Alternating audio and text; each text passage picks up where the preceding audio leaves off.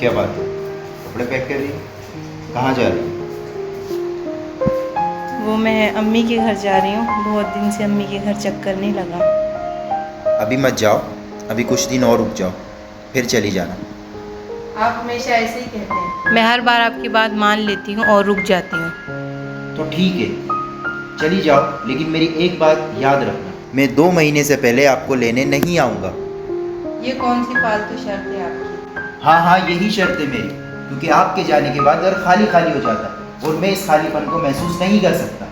ये बात आपने मुझसे पहले क्यों नहीं कही? मैंने आज तक आपको इसलिए नहीं रोका क्योंकि मैं अपनी नस्ल में सेल्फिश नहीं होना चाहता।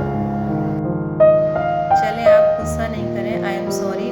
आप सिर्फ मुझे 2 घंटे के लिए कल अम्मी से मिलवा कर ले आए, क्योंकि मुझे अम्मी की बहुत याद आ रही है। मैं आपको लेकर चलूँगा सिर्फ 1 घंटे के लिए। 1 घंटे में आपकी अम्मी से मिलकर आ जाएंगे। कल 5 बजे रेडी रहना।